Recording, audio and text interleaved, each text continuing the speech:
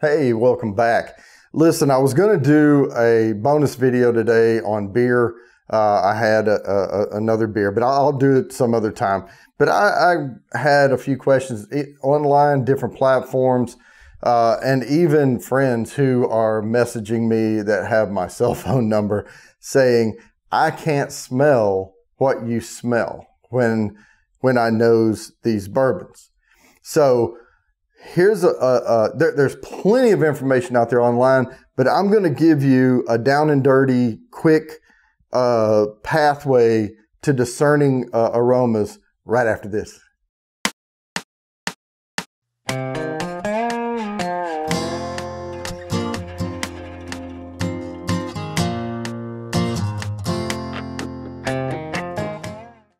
All right, let's get right into this. Listen. There's certain spices and things that are going to be present in whiskeys.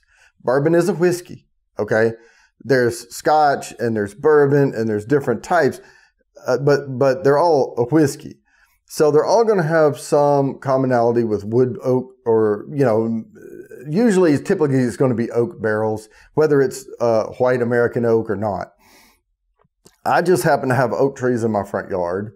And I've lived on acreage before where we had tons of oak trees, and we would chainsaw and block wood up, and we would split it and pile it, to burn in either a smoker, like I cut up mesquite for that, but the oak was just for like a fire pit, just to sit around at the end of the day and just, enjoy some bourbon and sit around a fire. But if you've done that kind of stuff, you're going to have those aromas in your memory. And aromas, odor, smell is such a visceral thing. We're pre-programmed as humans to have an emotional response elicited from aromas. So it's part of safety and everything else. Like if we go into a place and you smell rotten eggs, it doesn't smell good, so you want to leave.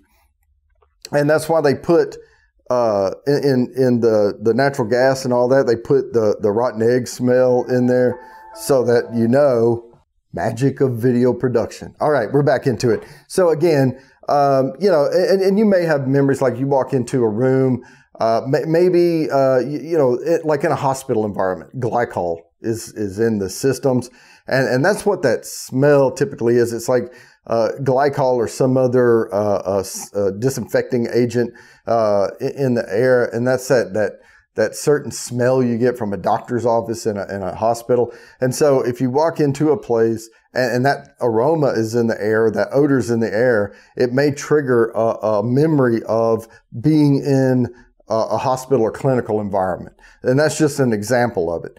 But people who work, carpenters who work around wood saws, and they work with oak and maple and different types of woods that they make stuff with, they're going to be able to discern those aromas from those different types of woods. Now, certain things, I have some things laid out here. One is whole cloves, okay?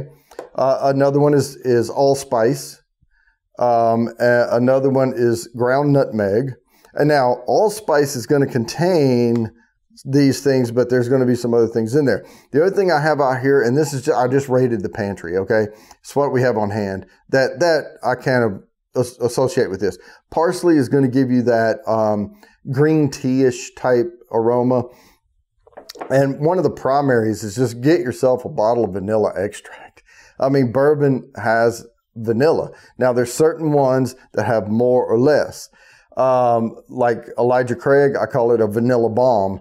But I also pick up honeysuckle out of here. So get you some flowers, different flowers, smell them, rub them in your hand. But one thing to keep in mind is certain things don't need it, like cloves. If I open this, boom, wow. I mean, that's just hit you right in the face. That's cloves.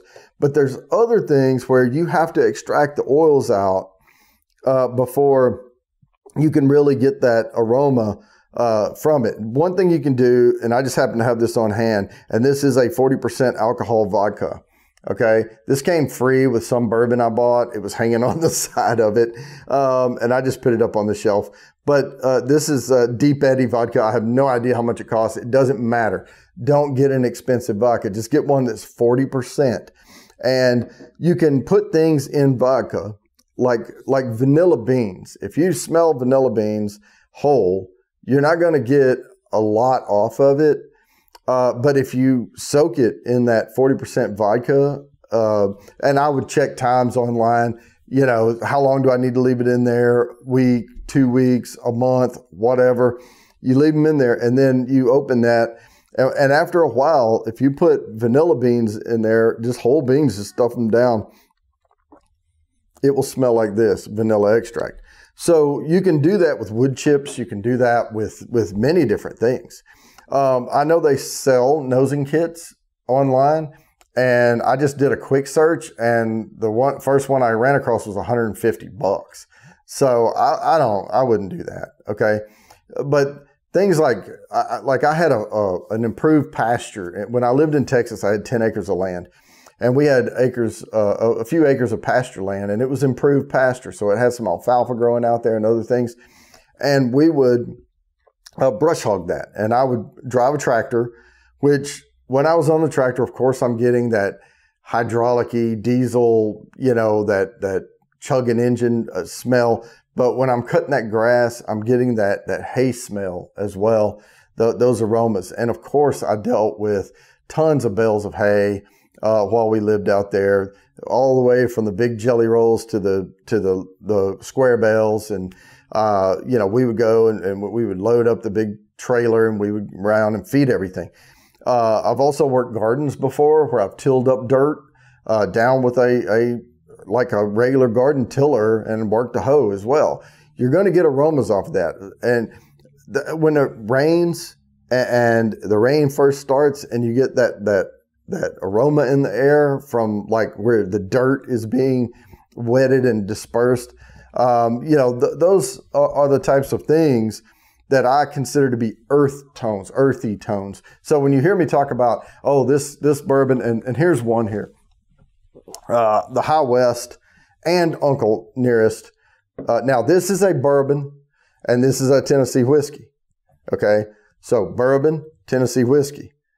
But they have very similar earthy tones. I pick up the grass and the dirt and those types of things. Not that it tastes like grass or dirt. It's just I'm getting those aromas, and taste and smell are so closely related.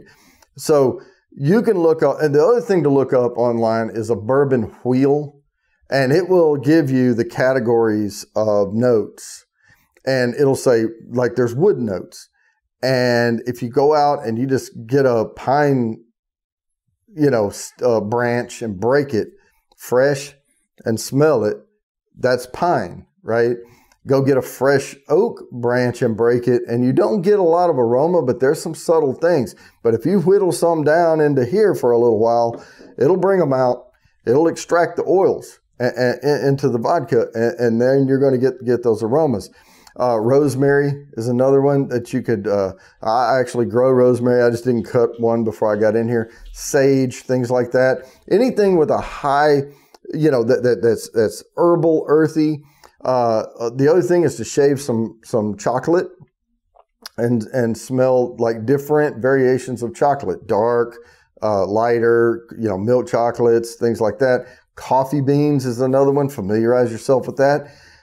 That's where some of the bitters that we get out of certain whiskeys, I tend to attribute to some of that little bit bitterness off of like a black coffee bean or something. What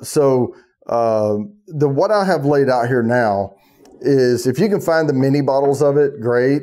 But these three right here, and if you don't have a VR, you can scroll down and look. Elijah Craig, vanilla, and honeysuckle wildflower, very present. Uncle Nearest, not so much the vanilla, but you're going to get some woody, earthy, grassy wildflower notes out of it. And then we have, this is just the highest rye I had. And you don't get much higher than 100% rye. But this is Whistle Pig, the 10-100-100, which is 10-year aged, 100% rye, and 100 proof. That's the other 100. Now out of here, you're going to get the spices. When you get into rye, that's where you're going to start getting the cloves and allspice and things like that. But if you learn to detect that in a high rye, then you can start picking out when something only has like 15% rye in it.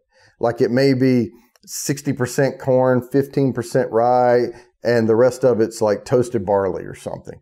Now the barley, the toasted barley, you're going to get those nutty, woody, toasted notes out of it.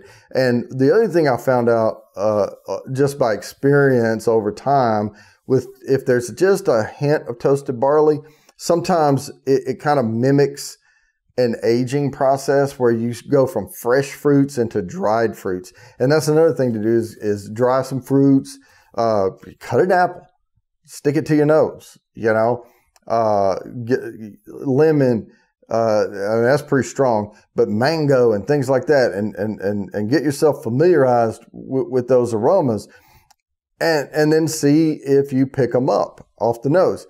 The other thing is, I know I mentioned this in another video, but I'll mention it again.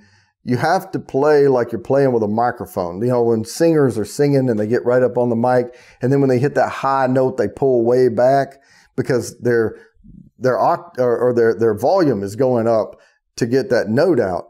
And so the same thing's true when you're nosing a bourbon. If you're nosing a 90 proof, you can get your nose down in there closer. But if you're nosing 127 proof, you probably want to pull back a little bit. These are not Glencairn glasses, but they serve the exact same purpose. I get these because I like the shape of them. They have a little bit bigger base than a Glencairn glass and a little heavier on the bottom, but these are pure crystal. And I get them, you know, in 2-packs, but they're tubular and they funnel the aroma right here. And when you concentrate that, it will stay concentrated. It'll start to dissipate, but you can really, it laser focuses that aroma right there. And when you go to drink, your nose is kind of in it a little. So taste and smell are very closely related. So if you're just using a big tumbler glass, I would highly recommend getting some glasses like this that really funnel that flavor up. Now you can do it with a wine glass or anything with a top that comes in, but boy, these little suckers here really put that aroma right there. Now, if you have any other questions, please leave them in the comments below. I'll be happy to either do a little more research on this for you or bring you some more stuff from just my experience. But with that, I'm going to go ahead and wrap it up.